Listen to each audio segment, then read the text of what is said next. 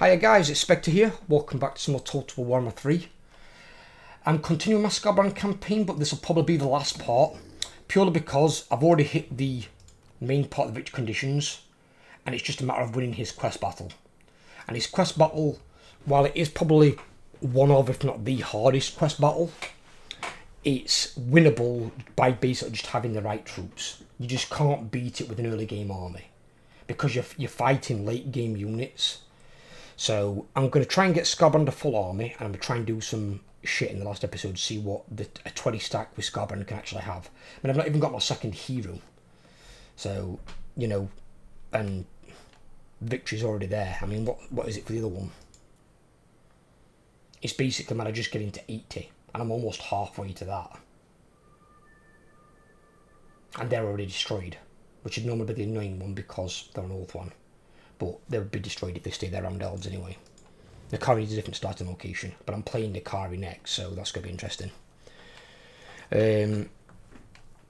But this is also why I designed the 100 turn head starts. The 100 turn head start campaigns, you can't start attacking until you get to turn 100. So that's where it can add in a challenge to any faction, because it stops you being able to steamroll as a player. Because you can do this with pretty much any faction, you just have to do it with Skarbrand because of the ability mechanic. Because you need it for the growth. If your growth isn't up, your city's not going to grow. So you need it for that. So with Skarbrand, you're forced to do it. Where other factions, you don't have to. If you've got like regular growth buildings and stuff. Even other sacking factions like Greenskins, Kugath, they don't need it. They've got growth buildings that can grow normally. They don't have to be as on the offense. If you guys are new around here as well, please drop me a sub. I'm trying to get to 1,000 subscribers so I can get on the YouTube partner program, or at least apply for it. And in terms of factions in this game, like some factions are good at auto-resolving, some factions are good at fighting in battles, or should I say are stronger at fighting in battles. But every faction can build, I would say, okay armies for auto-resolve. Like example, vampire counts, which are normally weak in auto-resolve. But if they build an army of Graveguard and Black Knights or Blood Knights, all high armour decent units, they will be really strong in auto-resolve. They might not be as strong as some other factions, but they are strong in auto-resolve. I played that in my Manfred campaign with Manfred's army, and they were really strong in auto-resolve. The higher armour a unit has, the better it does in auto-resolve. So you'll take less damage on your units, and then you've got less chance of losing a unit as well. So those units perform better. That's why dwarves generally do so well in most campaigns, because they're really strong in auto-resolve, and they've got a lot of high armour units. Almost all units of dwarves have got the armoured trait, and a decent amount of armour. Most of the factions don't have that. Like the ones that normally get pushed in is the Greenskins. Greenskins can beat them, but they've got to use the wars correctly. And they've got to capitalise on the fact they've got 20 more free units and basically just go and swamp the dwarves before they get rolling. If the Greenskins can do that, then this is what can happen. They can beat them that way. But as in like my Durthu campaign, my Durthu army got attacked by 4 vampire count armies, and I could win the auto-resolve and only lose 3 units. There's not many factions that would be auto-resolving 4 full armies. And that guy just occupied that settlement I was going for.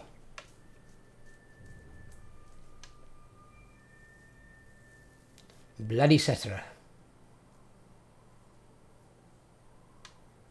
Throughout most of this campaign I've had like 13 units at most.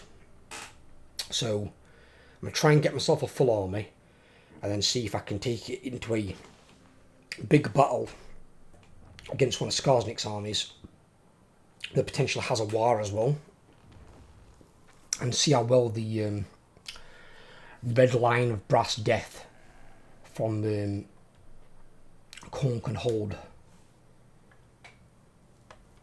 Because it might work, it might fall on its arse. I probably won't be able to afford Chosen, or be able to get Chosen actually, because Chosen will take a while to get to.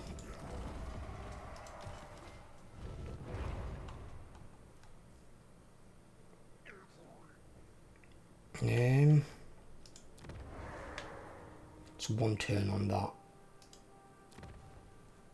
Right, okay.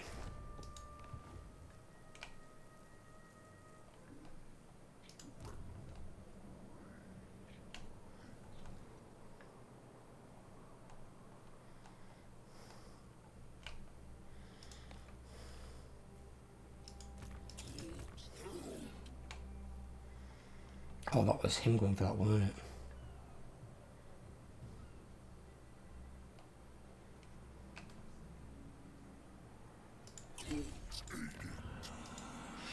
Oh, I can't even beat that. Bastard.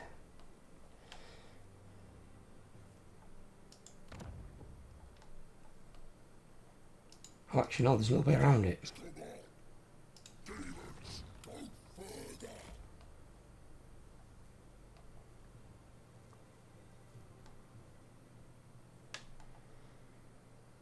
If I come down here, I can conquer that one and then allow me to occupy that one.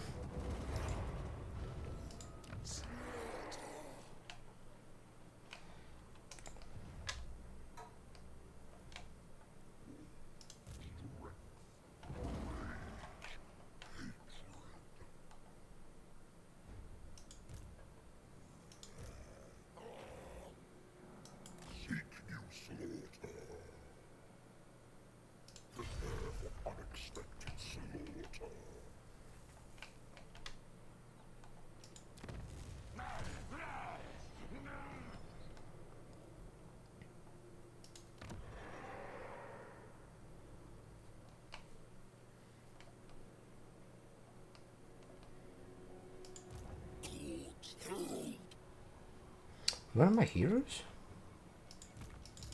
Where's this guy? Oh, he's up here. Right, okay, good.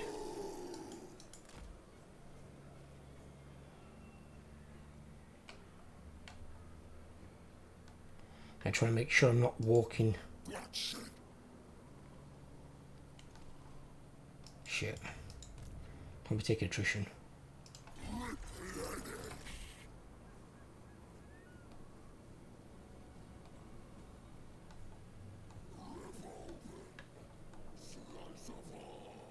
He's going for that. In which case I'll go up here.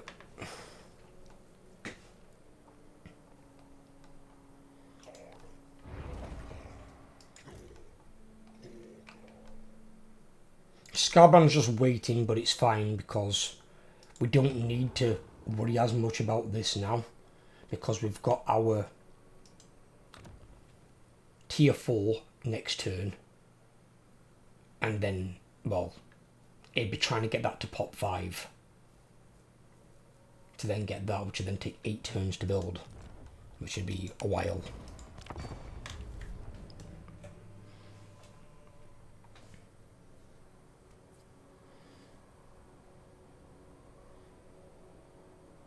And by the looks of his power bar, I'm going to say that he probably beat Malice Darkblade up there.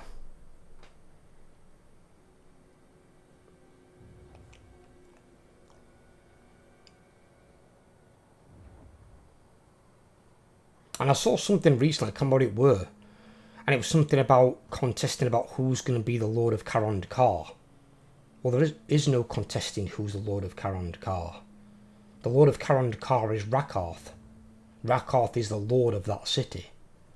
Loki Fellheart is one of Rakarth's admirals.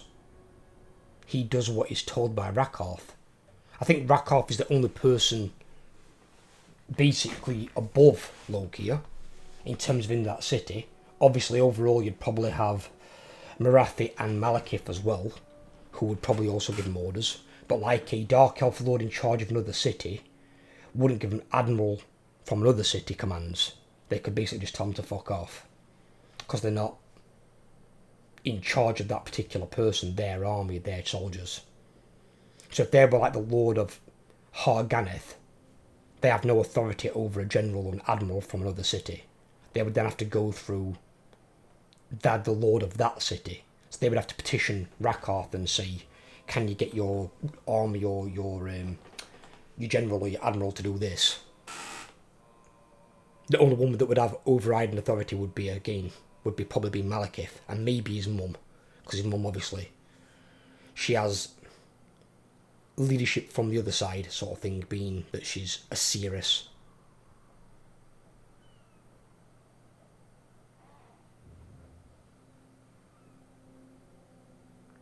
Until she throws in a lot with Slanesh, and then Malekith declares her an enemy of the people.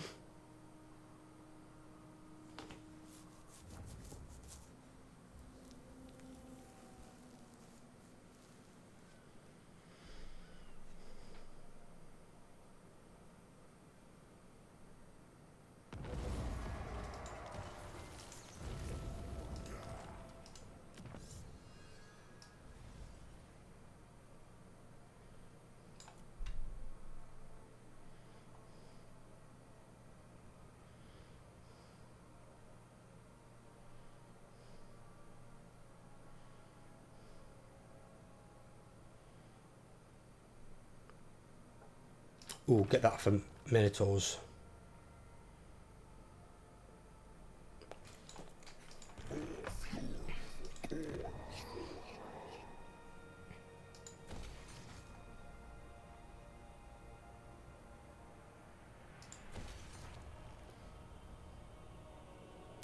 Right, so I need to get that so I can get the hero. Actually, no, I'll build it the way around. Build me that. Build that there. Then I need to destroy it. So I want to build it, get the heroes, then destroy it and build the Minotaur building. Or actually, fuck it, I might just go straight for Minotaurs. Because it'll take 7 fucking turns to build. And go out, what the fuck? Oh, it's gone there. Oh. Can we reach that?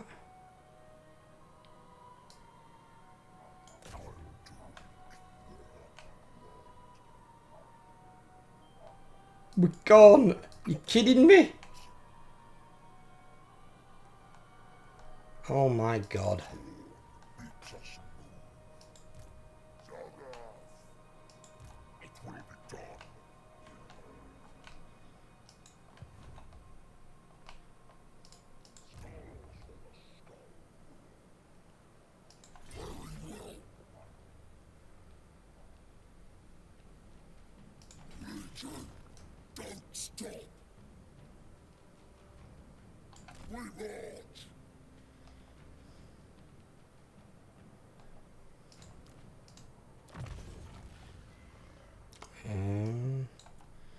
Yeah, give me that.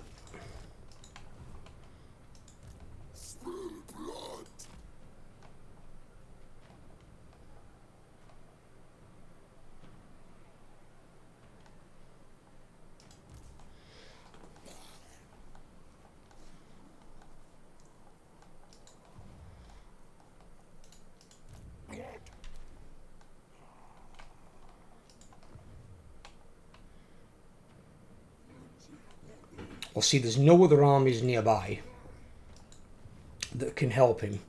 So he's just got this one army. So the question is he going to defend Iron Rock against the Skaven? Or is he going to defend Dowersbag against me? I'd probably say he's going to move against me, more than likely.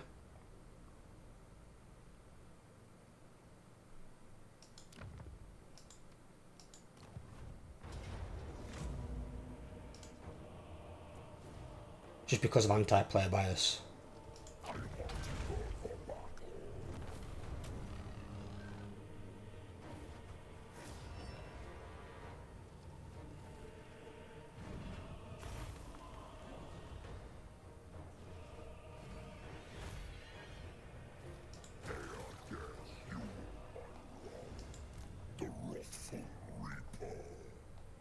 Oh.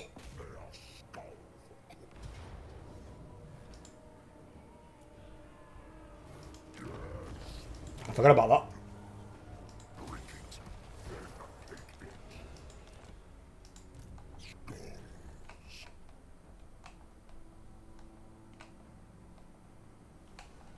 I can't raise it this turn, so we will...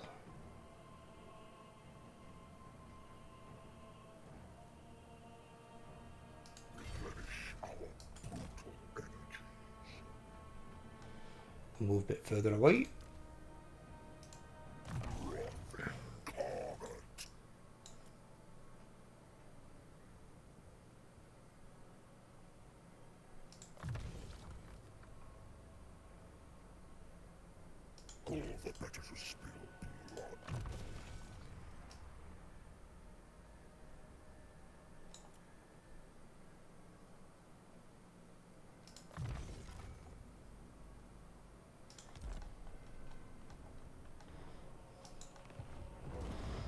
You got Armor of Destiny as well.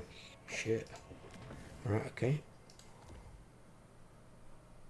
A tool of Khorne's wrath.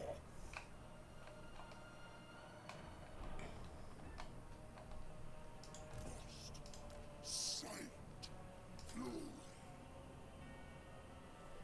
What was that other armor that he had? The grey one.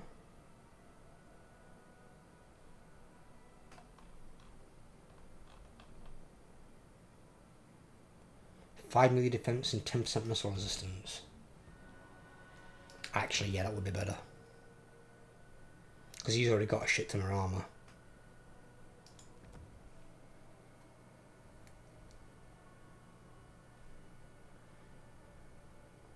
And then he's got some more missile resistance, because he's a big target. Well, he will be a big target. Well, he actually is because he's on a steed anyway, but he will be when he's on that.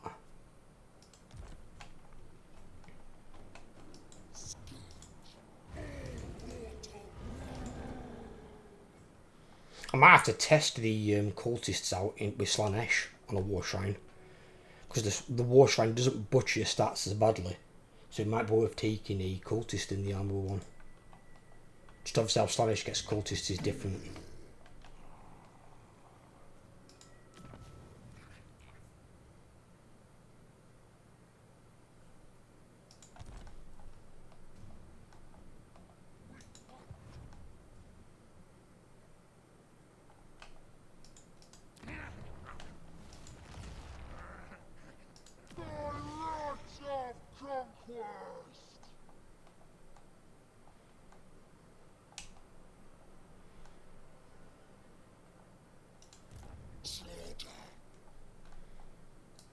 Oh yeah.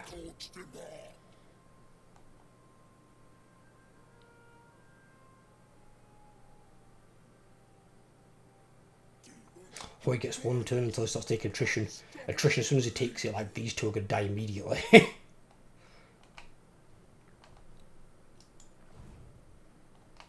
Oh dear.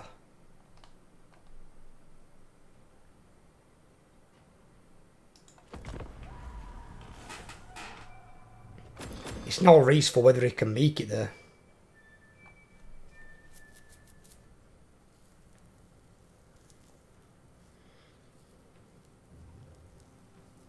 We might not make it to actually get our 20 stack army, to be fair. I'm going to try though.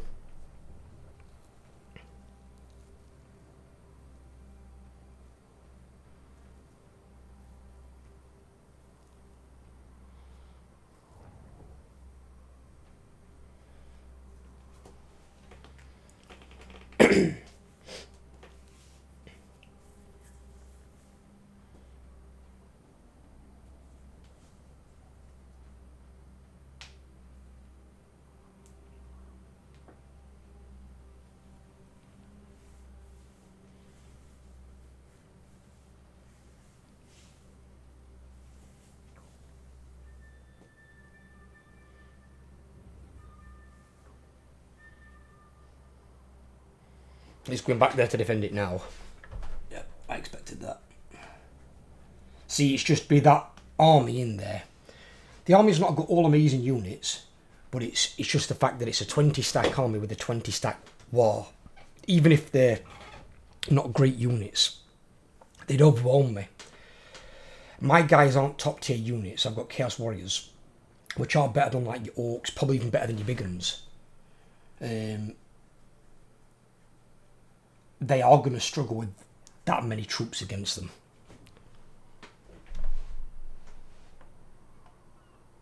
And then he has got some good units in there that are also strong armor piercing, like his Ragnaroks and his Trolls. And yeah, it's just, I'm not going to have enough units. If I had a full 20 stack of my own, I can at least then account for every unit in his main army.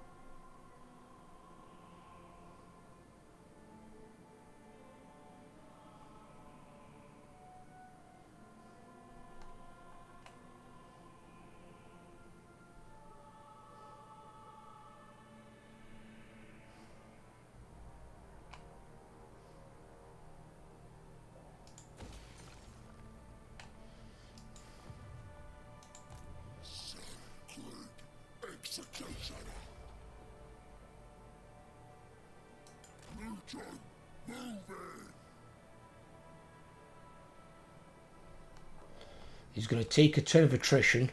I'm going to lose all 3 of these units. These 2 will survive. And then I'm going to see if I can colonise that. I were going to colonise that, but the dickhead Tomb King hero went there first.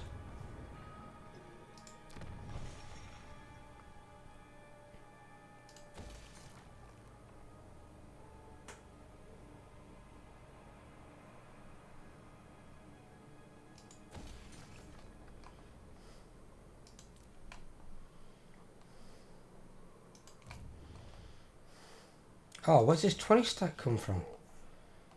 That wasn't there before.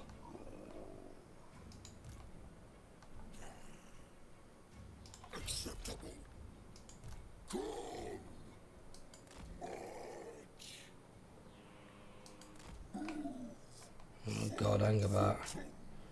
There's a 13 there and he's going to recruit at least 6 more units next turn. We're going to get caught here otherwise.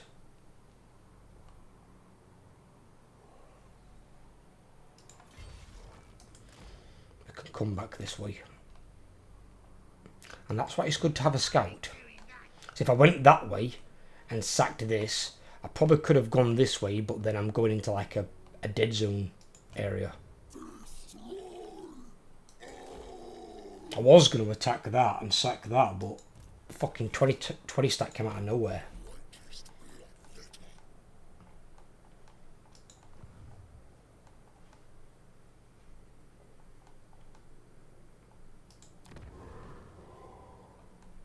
And there's no way that can have been recruited that quickly. Not a chance. Because there was an army here, but it was a lord by himself. Because he'd got this guy, that guy, and one other here, but it was an orc. It weren't him. And you can't recruit a 20 stack army in 2 turns. Not even on legendary.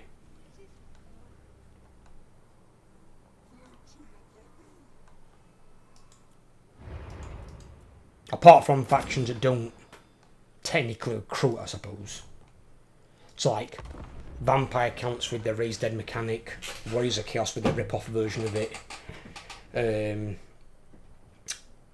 Kugath with these, like he generates all his units into like a global recruitment pool. They could recruit an army in 1 turn. So they could just go from a lord to a full 20 stack.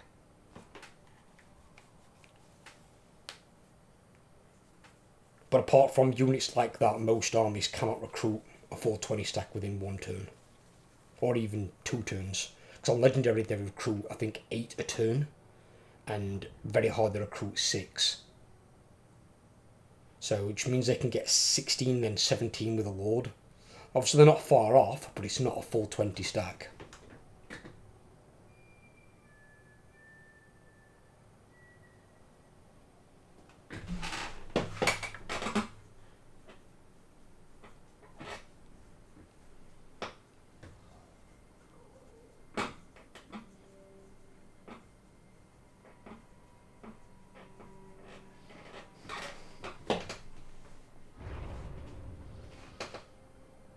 So a lot of people do ask what's the main difference between very hard legendary, considering they both have the same battle difficulty.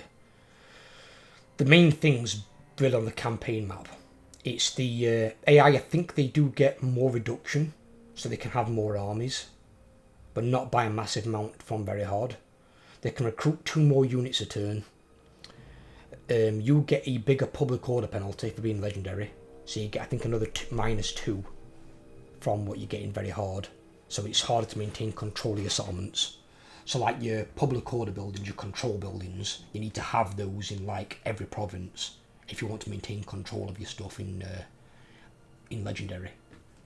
You might get away with it sometimes in very hard.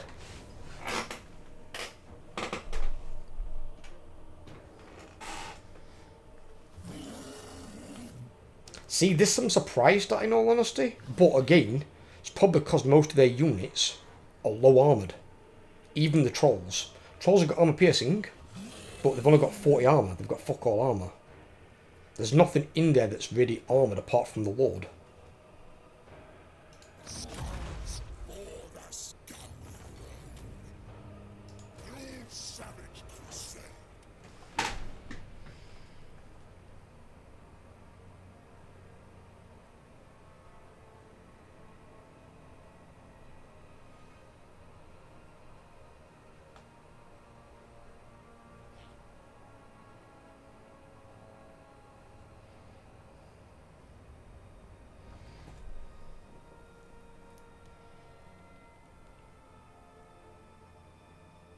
I will say it does make more sense though having Isabella as a legendary hero, so you can benefit from them both being the same army.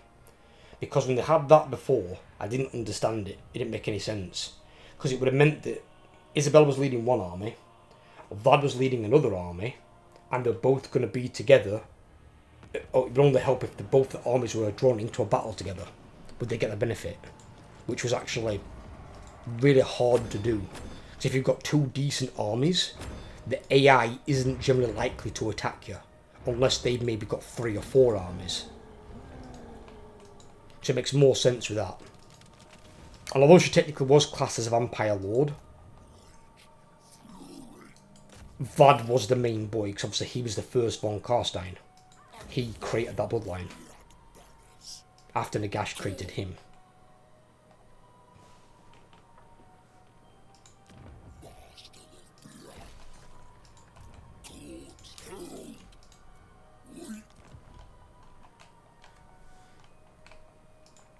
Get rid of those, we'll have that.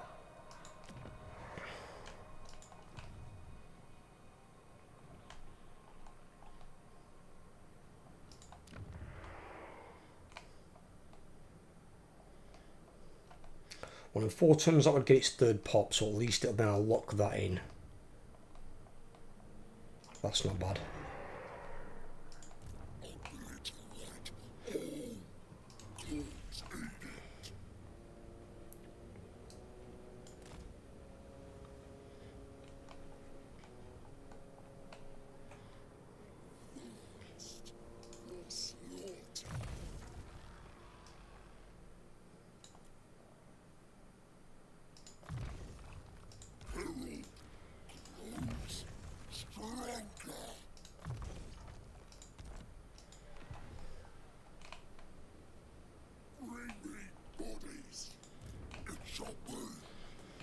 Take a good amount of punishment, that'll be good.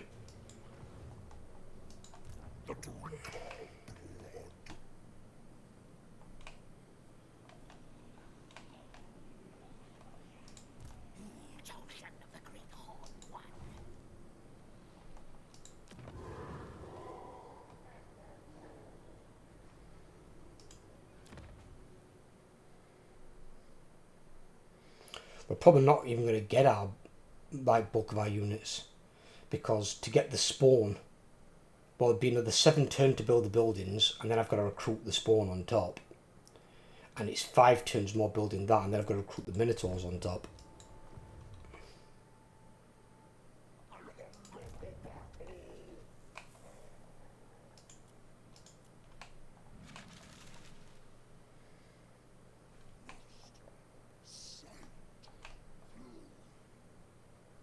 That one's already been sacked for fuck all.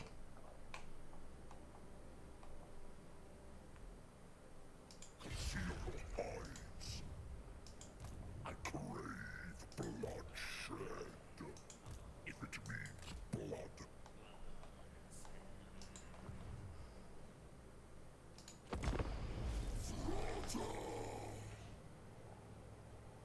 And see, like, I'm above 100,000 income.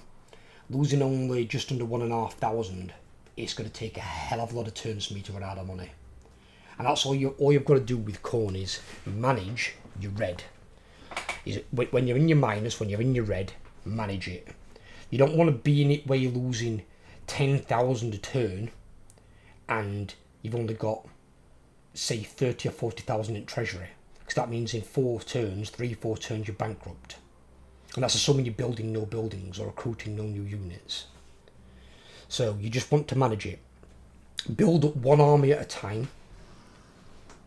Obviously, you can have two, but I mean, like, max one army out at 20.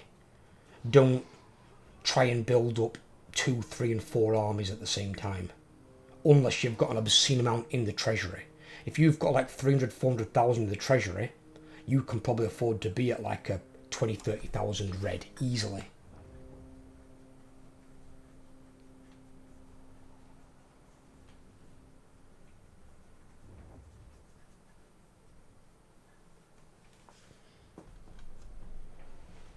But even then, I suppose it depends on what your armies are costing on that. I don't think you'll need to be in a red that much, in all honesty. 20,000 maybe, but even then, that's like 15 turns. And in that time, you're going to be beating other armies, sacking more settlements. Your money's going to go up as it's going to go down. And considering you can sack a town for like 10,000, it can be the bulk of what's going to be coming out next turn. So if you sack 2 or 3 towns, you've made a profit. Because the 15,000 you're going to lose if you just made 30,000, you're still up 15,000. So you're actually losing nothing. It's just as long as you're winning your fights and winning your battles.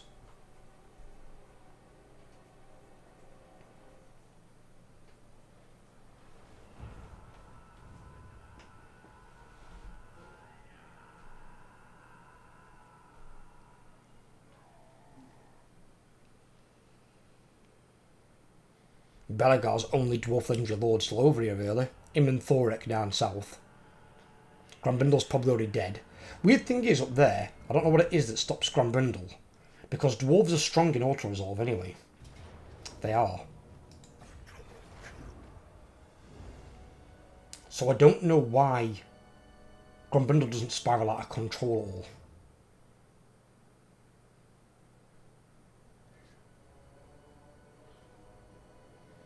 If anyone watching this has seen the campaign, not being played by the player obviously, where Granbrindle just spirals out of control, send me like a screenshot or something on Discord, or leave a comment below, let me know what's happened. Because I've never seen Granbrindle since he's been moved do anything. And don't get me wrong, I understand he's got the grudge to settle with Malekith, because he created the war between dwarves and elves. I understand that.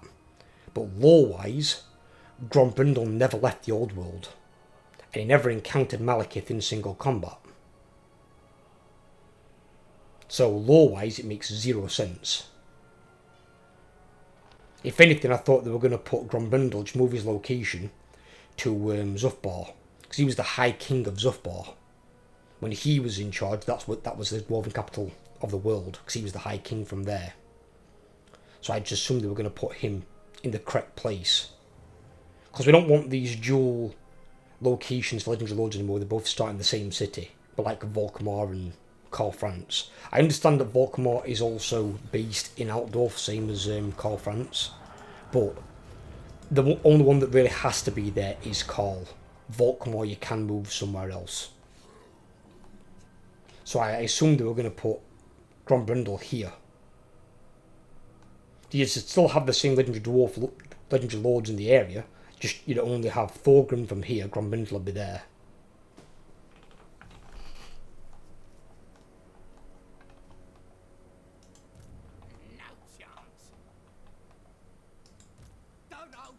See, if it were just his army, I'd give it a go. I mean, he's got Fanatics here, which can be a bit nasty. Low-level Skulks I'm not worried about. I mean, they've only got, what, 5% physical? Yeah, they can't even get 10% until they're rank 7. So the only units I've really got to be careful of... Skarsnik's not much of a threat either. Skarsnik will get dicked by Skarbrand. My hero will probably even kill him. But he's got really dangerous buffs. It's his buffs that make him strong like that. Spite of the Bad Moon, it's got a massive effect area. It's a good buff. But one of the things he's got that are dangerous is the Ragnarok Spiders, the Stone Trolls, and then the Goblin Rockclobber. They're the 4 most dangerous units in this army. The rest of it I can handle. I'm not worried about the rest of it. But it's the fact that it's got then another 20 units here. Think again.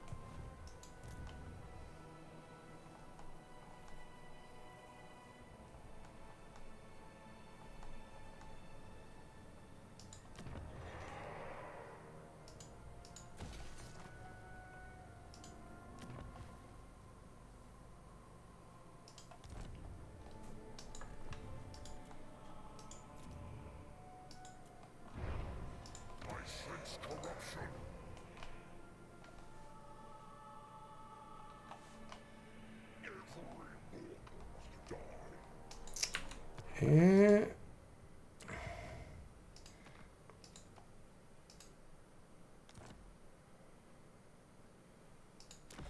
Let's see if Skarbrand wants to go for this fight here on this. If he does, we'll fight it. So I'll have the Skaven garrison backing me up, because what I'm looking at is, think of his war as basically like he's brought a 20-step garrison with him. You can get some better units in it than you would normally get in a garrison, but they don't really gain experience, I don't think, that much. I'm not sure if they do at all, to be fair. And then they're only there temporarily for the turns he's got his war. While the garrison of the Skevens is not as big as the war, I just need them to be distracting. I don't need them to be super efficient. But for every little bit of ammo or fanatics that he wastes on the Skaven garrison, he's not using them against me.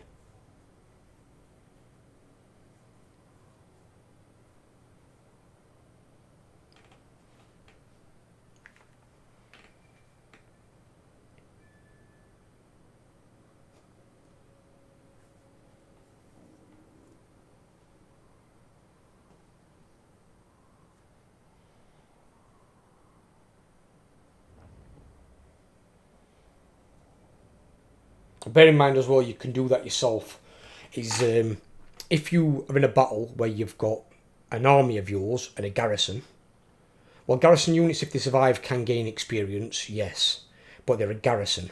They're locked on land to that particular settlement. They're not going anywhere. You can always use garrison units, regardless what quality units they are, as expendable. The only slight exception to it is ogre camps. Ogre camps, you can choose what units go in there, and the units in there are far more dangerous than the ogre tyrant leading it, because the ogre tyrant can't rank up and he's got no skill tree, so he's the most useless unit in the encampment is the ogre tyrant. The other units can be really good top tier units. You can basically recruit an army to guard your encampment. Now obviously if you do lose a unit you can recruit another unit, but there where having experience on those units can help, because they can have like the best garrison essentially in the game, because you can choose what's going in there.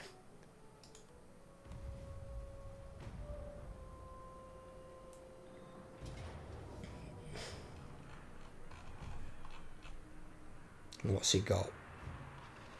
Fucking hell, 3 Doom Divers.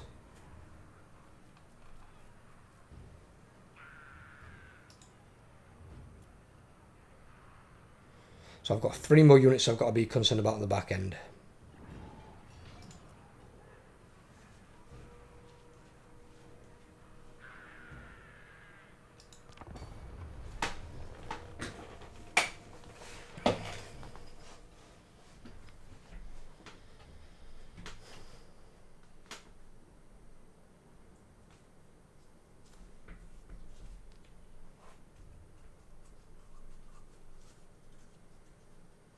Right, so his reinforcements are coming right on behind him. And I'm reinforcing the Skaven garrison. Question is, will there be anything left of the Skaven garrison by the time I get on the field?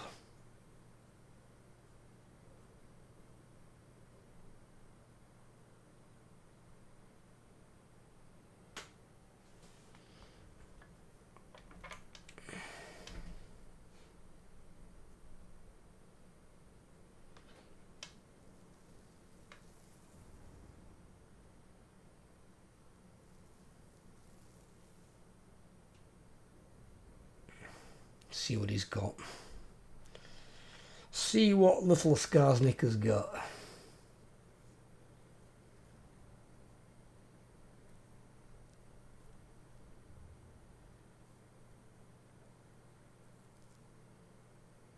I mean, if it comes down to it, I've got this guy. He could hold his own against the Ragnaroks and the Stone Trolls.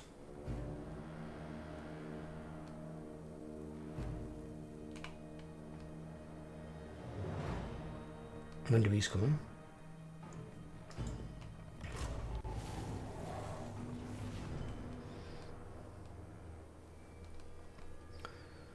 They've gone towards that, right, okay.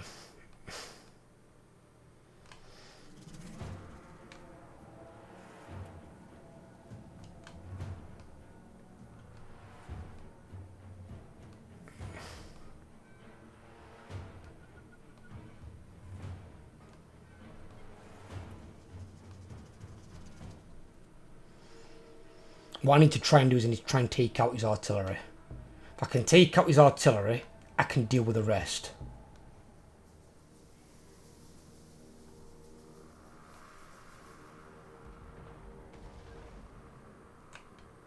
And every bit his artillery, you know, fires the ammo on these, that's a waste of their ammo. Because Skaven Garrison is going to be next to fucking worthless.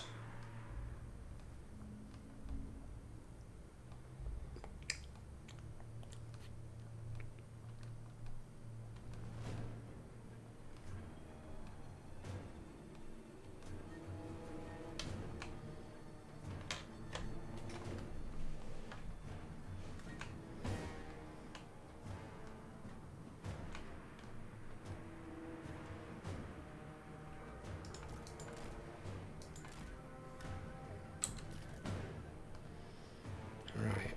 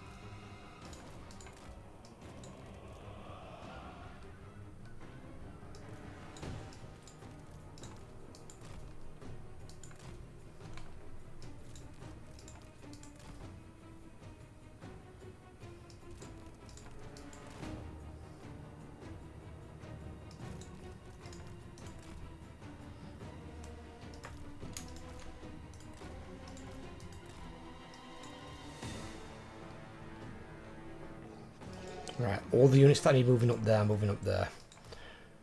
Horse rider guys can come down here. You can have a separate group.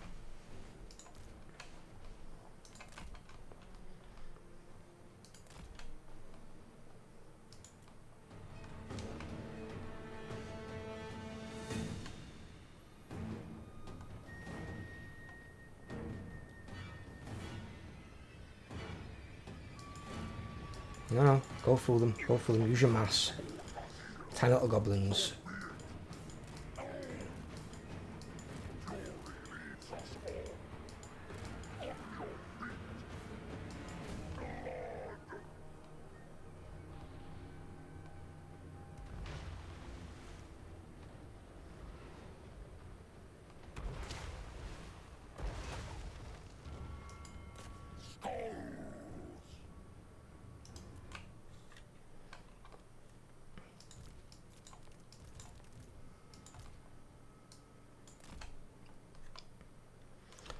They can move there.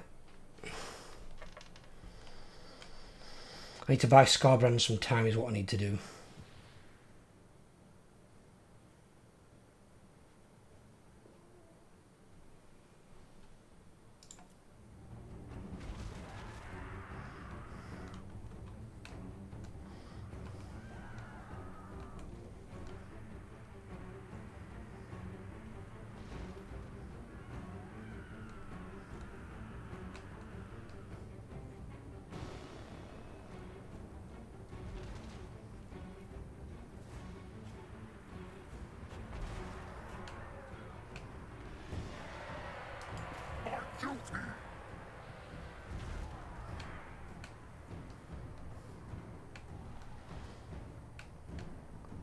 Bingo.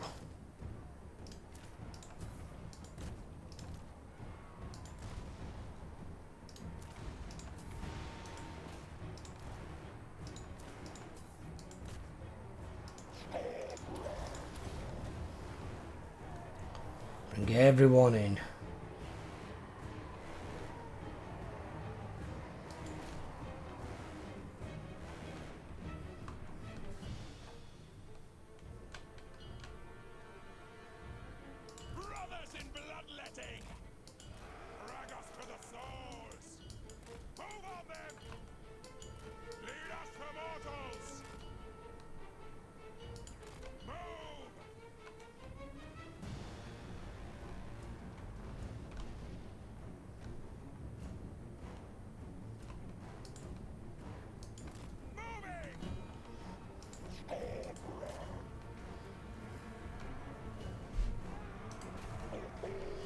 fact, is that stop firing? What the fuck?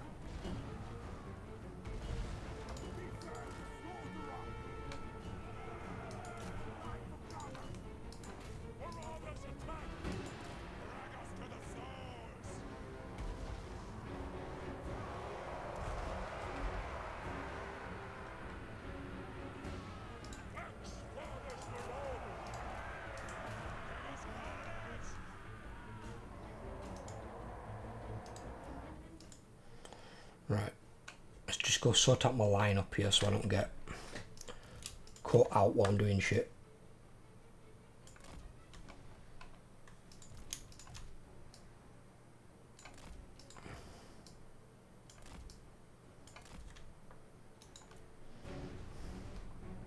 Warriors of Khorne, lusting for slaughter.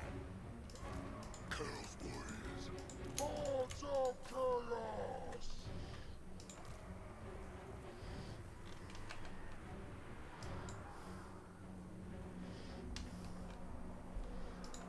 Right, they can get out. Right, they've done their job beautifully. Fucking beautiful.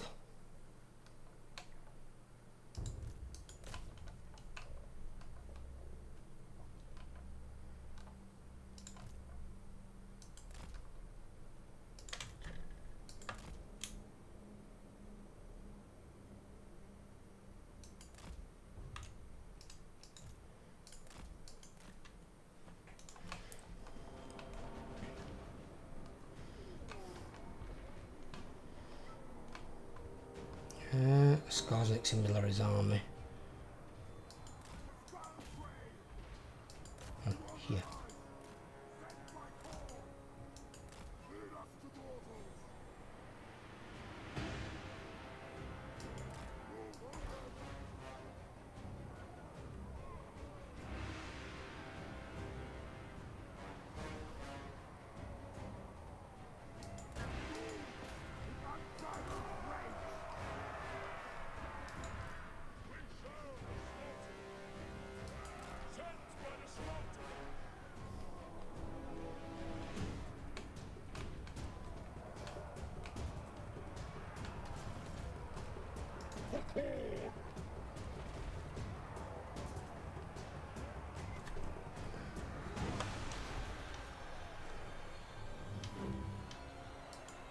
Eradicate them.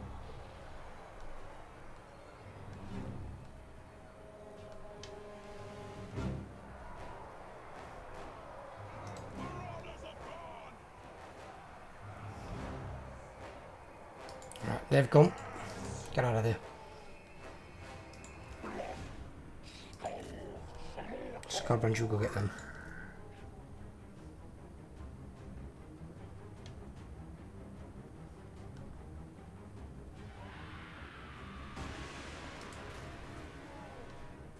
And see this though, where you're seeing Skarbrand now. This is Skarbrand without his purple items, which are probably one of, if not the best weapons in the game. And you think he's bad, or think he's dangerous now. Imagine him when he's got those fucking things in his hand. He'll cream anything.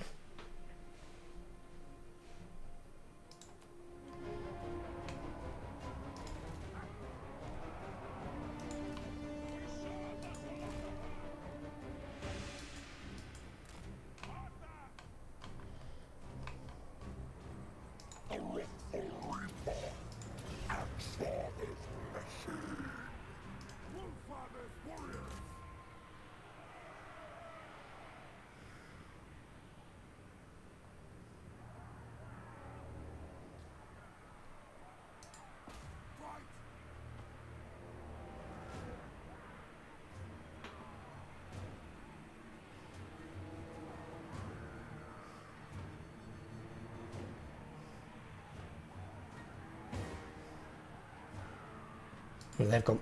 Okay.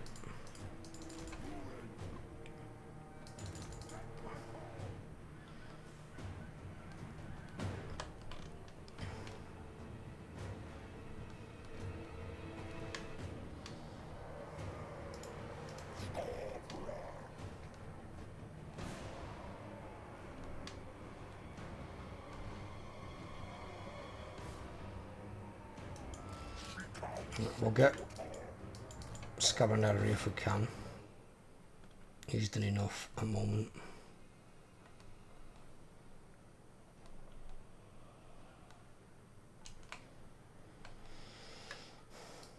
Put Pewter there.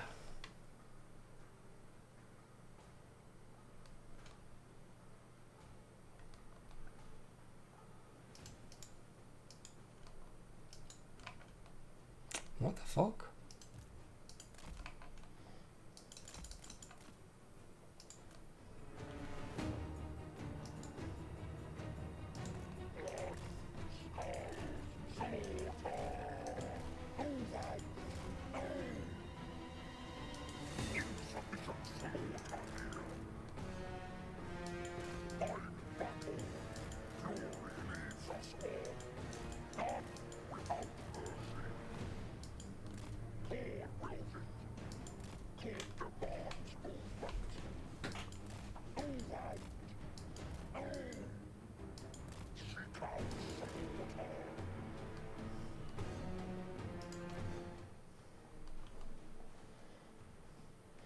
Well, the Skavens serve the purpose as a distraction, because it enabled me to get rid of all their artillery.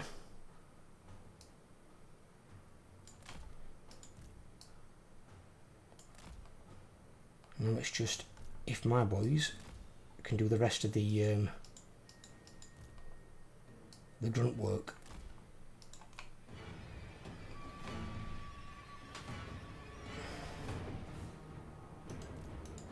Oh god, they're going to be fucking annoying.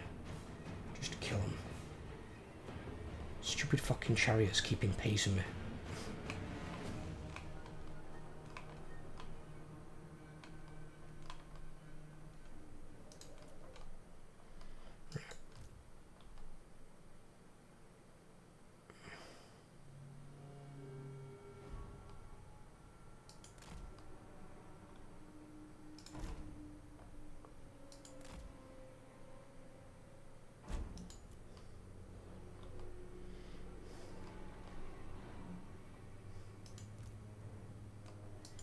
Come on then, move, goddammit.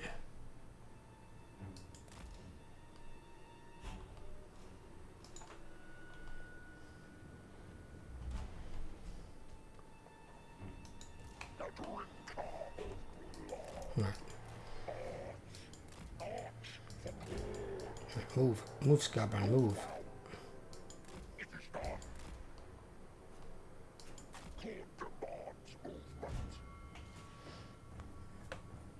Getting this this banner on Skarbrand along with his Gore Feast ability really does help, because normally he's not that durable, even though he's probably the tankiest of the 4 big greater demons.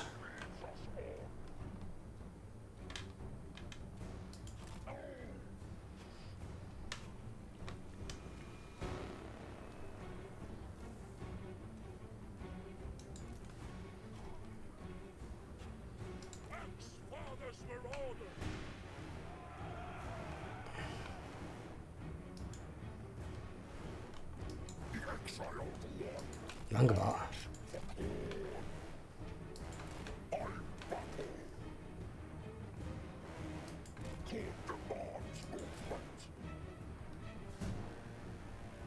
I see a wee little goblin by himself.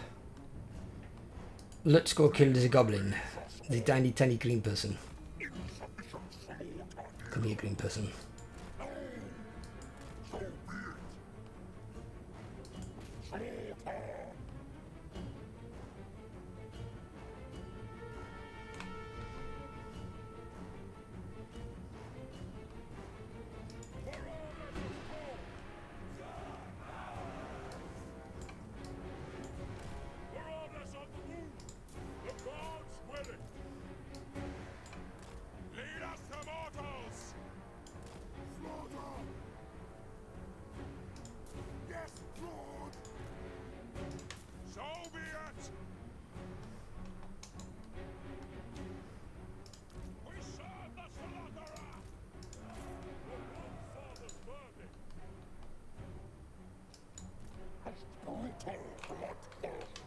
What the fuck?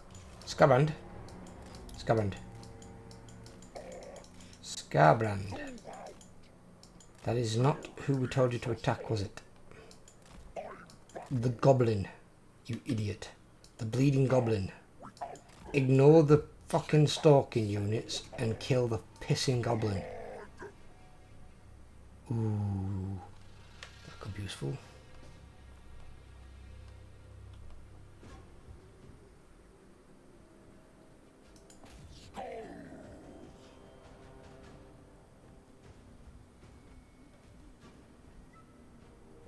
Fucking hell.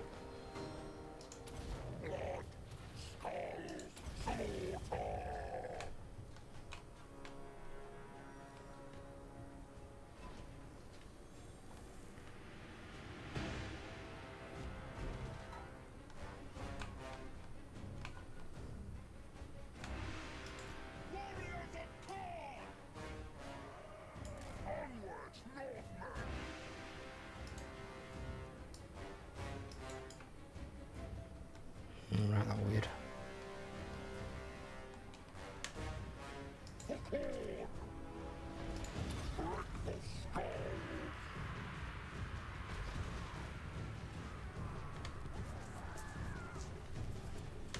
Fucking archers firing at me though.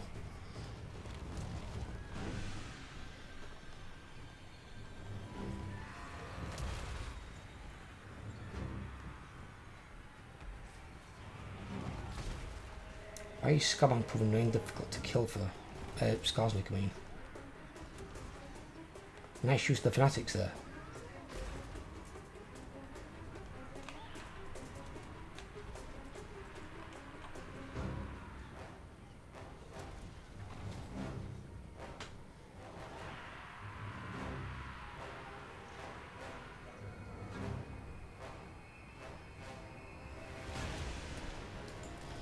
And these archers are piling up on him. Have to move them out.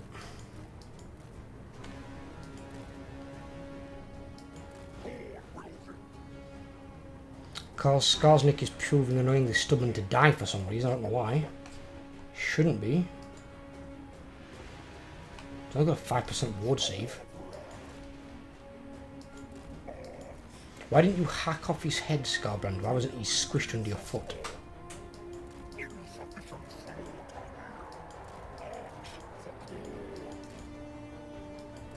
And he also has reached his healing cap a while back, so that's that gone to shit.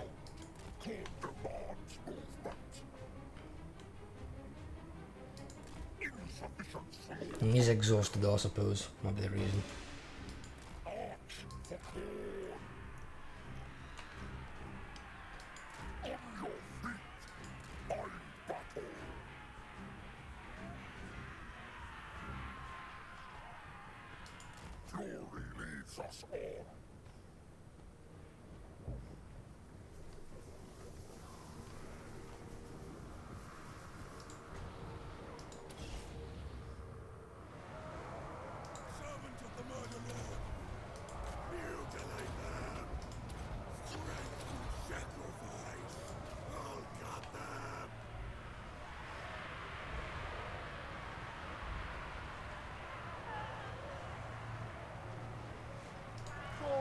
Of chaos.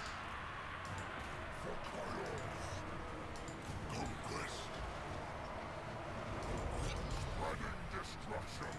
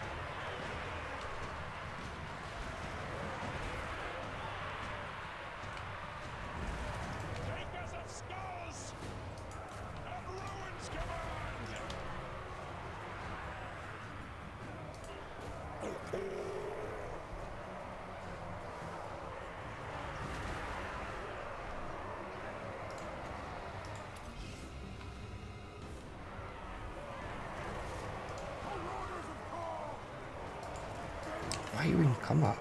Fuck.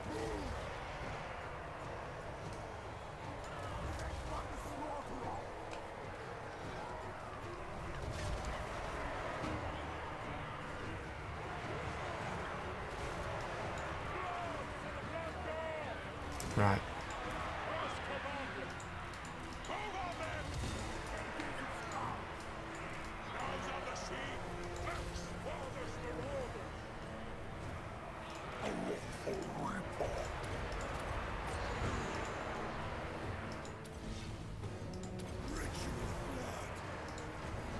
Get him.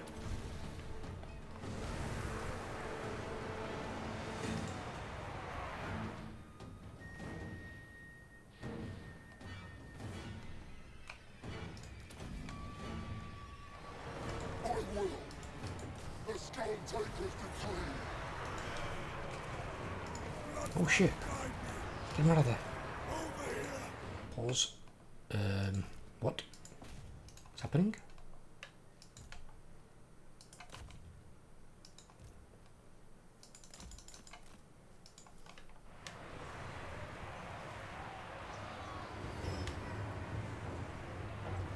No, not my hero, you bastards.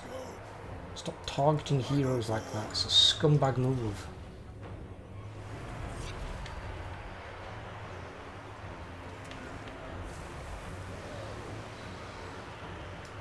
I move. Maneuvering.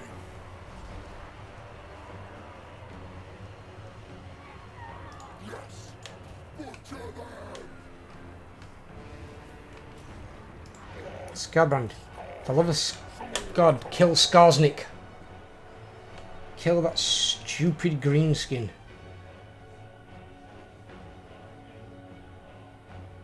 Thank you.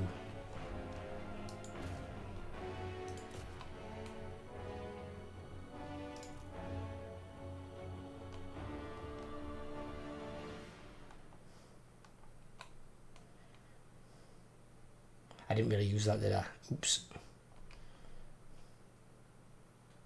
But you see how tough regular Chaos Warriors can be. He almost got killed there, but it's because it was being focused fired by archers. Because again, he's a very large target, and he has what, 14% ward, 10% missile. Could do with some more missile resistance or some physical resistance on top, but yeah. So you've got to be careful missiles because they do focus down your heroes because they play like dickheads sometimes. Heroic victory, apparently.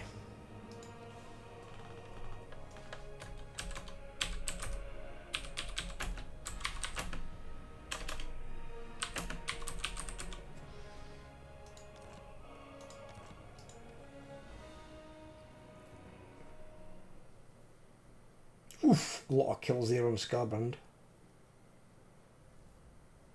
He made his gold value, but he didn't do as much. But he were more buffing my other units and then summoning in the Bloodthirster on the other units to take things out. What did really well is these guys did really well taking out the artillery along with Skarbrand. Skarbrand made a hole for them and these guys went straight through it. But these guys, fucking hell. All of them do amazing.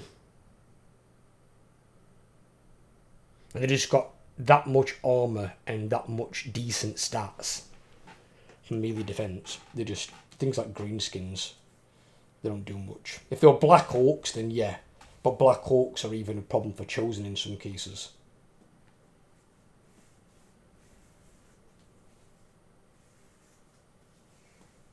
But you need a lot of armour piercing units to make a dent in units like these. You really do. And the bulk of their armor piercing units was their artillery. If I was sat in that corner and his artillery was still intact, I would have lost that fight easily. It would have just sat back and bombarded the hell out of me. I wouldn't be able to do anything.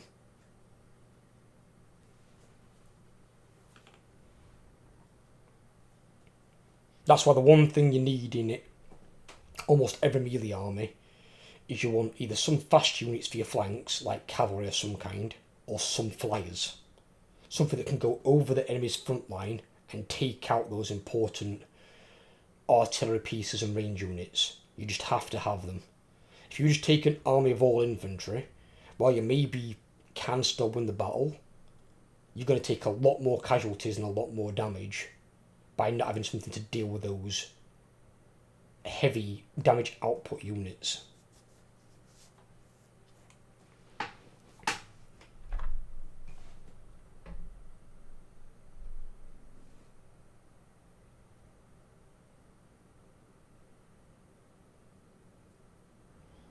It was also in combat with Skarsnik though, and Skarsnik, funnily enough, he does have a halberd, so he's anti-large. So these two both being large targets, not a good idea to have, well, him in combat with Skarsnik. Skarbrand should be able to handle him, no problem, but he was proving stubborn for some reason.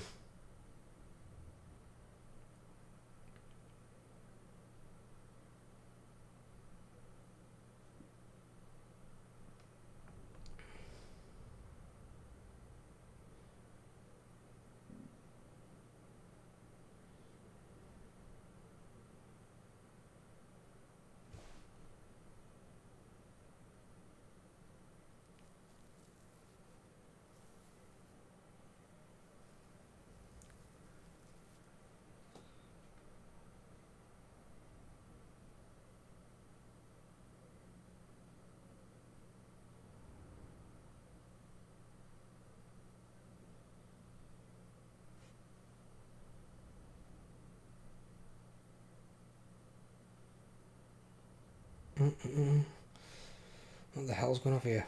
Come on. It's because of the bloody war.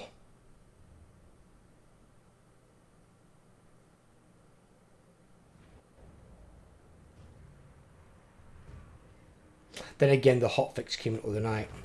I know it does play Mary Hell with some of the things. Yeah.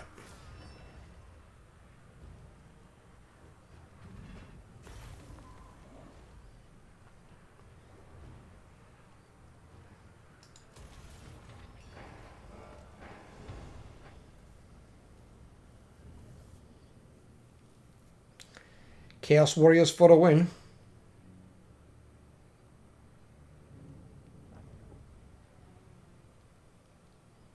And that's just your Chaos Warriors. Imagine what you can do with Chosen. Chosen are just an improvement of Chaos Warriors in every way. The only thing that Chosen have less of, but they don't really need it, is they have less entities in a unit. But they've got more health per Chosen, because the guys are better.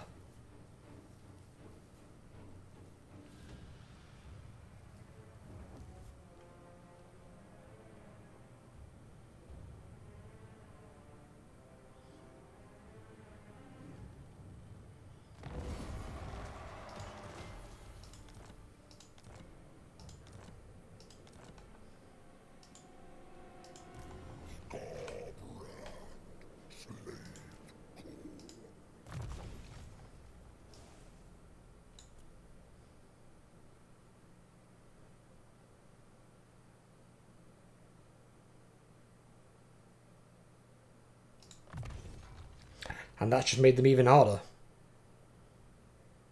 They get 5 more melee defense and attack when they're rank 7 or above, and 10% physical resistance. So they've now got that on top, and these stats will have all gone up. 50, 59, yeah, good luck getting through that. With a 10% physical, while they've got frenzy. And 50 and 52. But also they cause more damage. Yep. Those boys be nasty.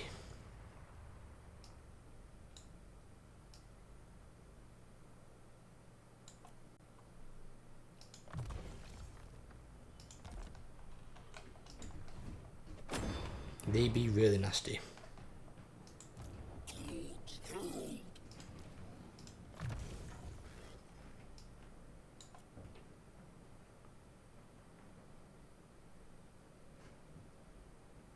Yeah, give him extra health, why not? But yeah, what we'll do is, since we just won that awesome battle there, pretty much all these guys are healed back to full.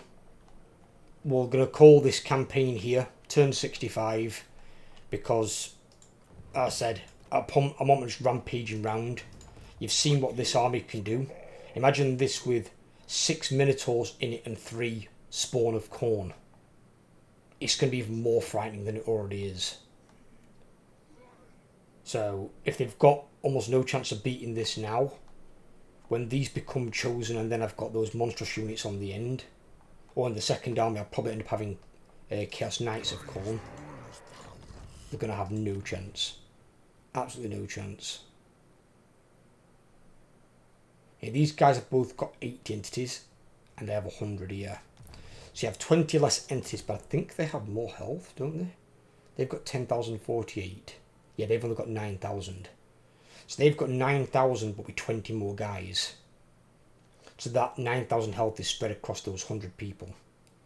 Where there, you've got 80 guys with 10,480 health spread across them. So each entity is harder to kill. They've got more health.